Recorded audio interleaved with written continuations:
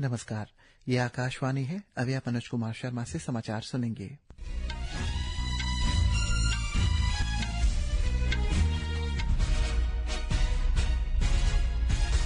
पहले मुख्य समाचार। प्रधानमंत्री श्री नरेंद्र मोदी ने राज्यसभा को संबोधित किया। प्रधानमंत्री ने राज्यसभा के उपसभापति के रूप में ऐतिहासिक तीसरे कार्यकाल के लिए श्री हरिवंश को बधाई दी। प्रधानमंत्री ने सांसदों से नारी शक्ति वंदन अधिनियम के संशोधन के पक्ष में मतदान करने का आग्रह किया। इसे ऐतिहासिक अवसर बताया। अरुणाचल प्रदेश के मुख्यमंत्री पेमा खांडू ने आज ईटानगर में आयोजित एक समारोह में अरुणाचल प्रदेश कर्मचारी चयन बोर्ड द्वारा आयोजित संयुक्त माध्यमिक स्तरीय परीक्षा 2025 के अभ्यर्थियों को सम्मानित कर उन्हें नियुक्ति पत्र प्रदान किया। Arunachal Pradesh delimitation demand committee के संयोजक एवं पूर्व सांसद ताकाम संजोय ने केंद्र सरकार, निर्वाचन आयोग और भारत के परिसीमन आयोग से अनुरोध किया है कि अरुणाचल प्रदेश के परिसीमन के आधार पर लोकसभा सीटों में 33% महिला आरक्षण को अधिक महत्व दिया जाए। अरुणाचल प्रदेश के प्रमुख फुटबॉल रेफरी सांगम कायांग को आई लीग 3 में रेफरी के रूप में नियुक्त किया गया है, जो आगामी 27 अप्रैल से मणिपुर के इम्फाल में शुरू होगा। भारतीय महिला क्रिकेट टीम आज डरबन में T20 अंतर्राष्ट्रीय सीरीज के पहले मैच में दक्षिण अफ्रीका का सामना करेगी और आज अहमदाबाद में IPL मुकाबले में गुजरात टाइटंस का सामना कोलकाता नाइट राइडर्स से होगा। अब समाचार विस्तार से। प्रधानमंत्री श्री नरेंद्र मोदी ने आज राज्यसभा को संबोधित करते हुए श्री हरिवंश को राज्यसभा के उपसभापति के रूप में लगातार तीसरी बार चुने जाने पर हार्दिक बधाई दी। इस ऐतिहासिक उपलब्धि का उल्लेख करते हुए प्रधानमंत्री ने कहा है कि ये श्री हरिवंश पर सदन के गहरे विश्वास और संस्था में उनके बहुमूल्य अनुभव को दर्शाता है। श्री मोदी ने कहा है कि लगातार तीसरी बार चुना जाना सदन द्वारा उनके अनुभव, समावेशी दृष्टिकोण और गरिमामय कौशल की स्वीकृति है। श्री हरिवंश के पत्रकारिता के शानदार करियर को याद करते हुए प्रधानमंत्री ने उच्च मानकों के प्रति उनकी प्रतिबद्धता और प्रभावशालिता लेखन की प्रशंसा की। प्रधानमंत्री ने पत्रकारिता के दिनों में श्री हरिवंश द्वारा लिखित हमारा सांसद कैसा हो नामक स्तंभ श्रृंखला के माध्यम से किए गए उनके अग्रणी कार्यों को रेखांकित भी किया गया। इस अनुभव के महत्व पर बोलते हुए प्रधानमंत्री ने सुझाव दिया है कि दोनों सदनों के नए सांसद संसदीय आचरण, गरिमा और जिम्मेदारियों पर श्री हरिवंश की अंतर्दृष्टि से बहुत कुछ सीख सकते हैं। राज्य विधानसभाओं, विधान परिषदों और उनके पीठासीन अधिकारियों को प्रशिक्षण और क्षमता निर्माण के माध्यम से सहायता प्रदान करने में श्री हरिवंश के प्रयासों को स्वीकार करते हुए प्रधानमंत्री ने भारत की लोकतांत्रिक प्रणाली की वैश्विक स्तर पर सशक्त छवि बनाने में राष्ट्रमंडल संसदीय संघ में उनकी सक्रिय भूमिका की भी प्रशंसा की। श्री मोदी ने 21वीं सदी में दूसरी तिमाही में सदन की महत्वपूर्ण भूमिका पर विश्वास व्यक्त कर उन्हें पीठासीन अधिकारियों की महत्वपूर्ण जिम्मेदारी पर बल देते हुए अपने संबोधन का समापन किया। प्रधानमंत्री नरेंद्र मोदी ने बताया है कि संसद में इस समय नारी शक्ति वंदन अधिनियम में संशोधन पर चर्चा चल रही है और कल रात ही 1 बजे तक चर्चा चली।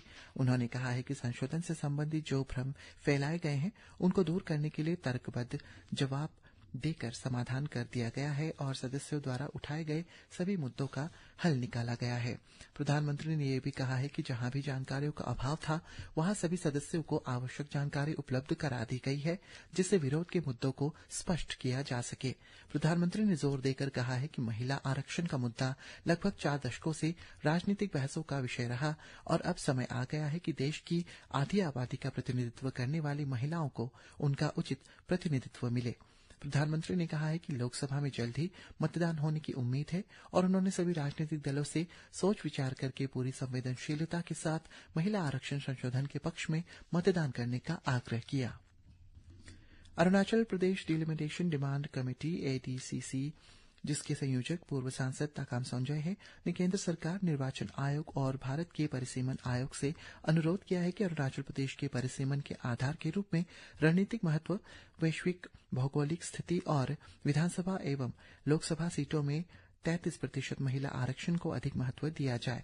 हाल ही में गठित इस समिति ने संविधान में संशोधन की मांग करते हुए 5 लोकसभा सीटें, 2 राज्यसभा सीटें और वर्तमान 60 विधानसभा सीटों को बरकरार 90 करने का प्रस्ताव रखा है। समिति ने यह भी सुझाव दिया है कि प्रस्तावित 5 संसदीय क्षेत्रों को नाम 5 प्रमुख नदियों कामेंग, सुबनसिरी, सियांग, लोहित और तिराप के नाम पर रखा जाए। अरुणाचल प्रदेश के मुख्यमंत्री पेमा खांडू ने आज ईटानगर में आयोजित एक समारोह में अरुणाचल प्रदेश कर्मचारी चयन बोर्ड APSSB द्वारा आयोजित संयुक्त माध्यमिक स्तरीय परीक्षा CSLE 2025 के 461 सफल अभ्यर्थियों को सम्मानित किया और उन्हें नियुक्ति पत्र प्रदान किए।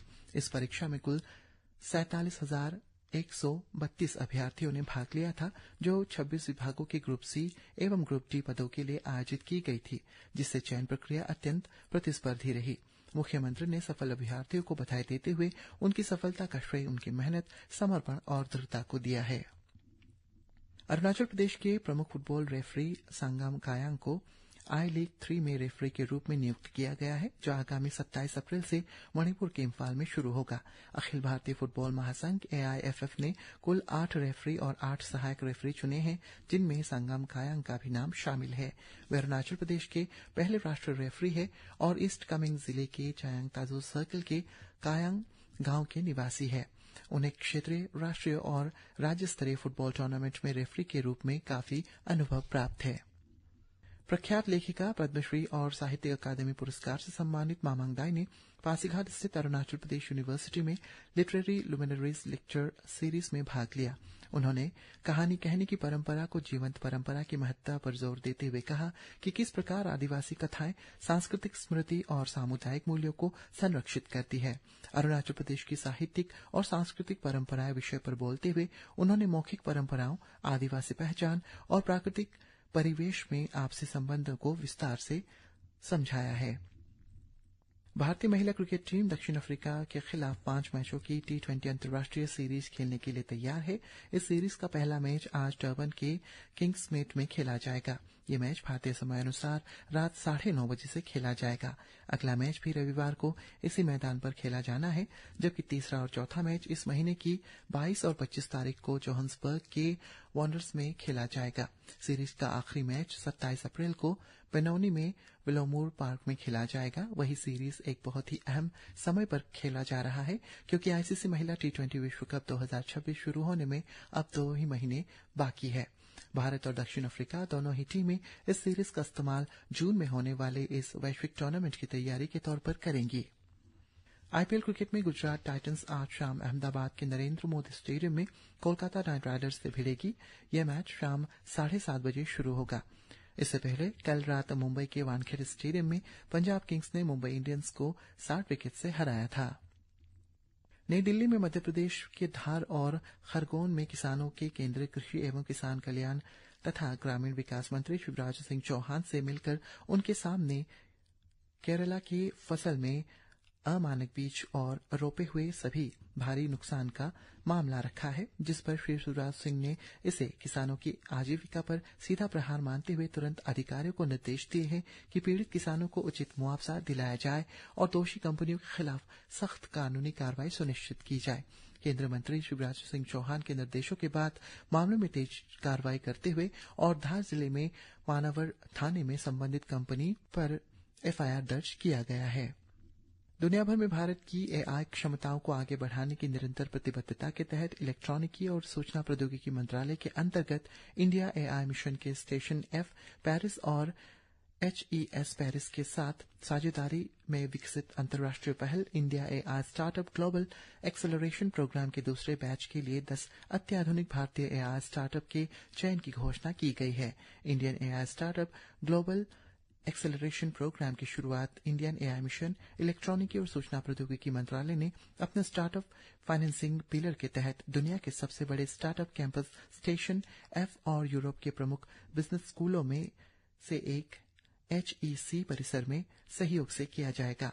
प्रत्येक बैच में 10 चयनित भारतीय AI स्टार्टअप को अंतर्राष्ट्रीय स्तर पर विस्तार करने के लिए आवश्यक संसाधन, विशेषज्ञता और रणनीतिक संपर्क प्रदान किए जाते हैं।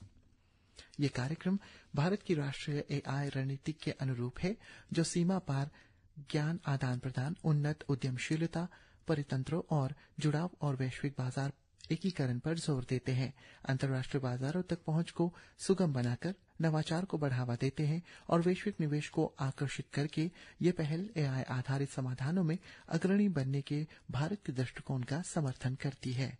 इसी के साथ ये समाचार बुलेटिन समाप्त हुआ। नमस्कार।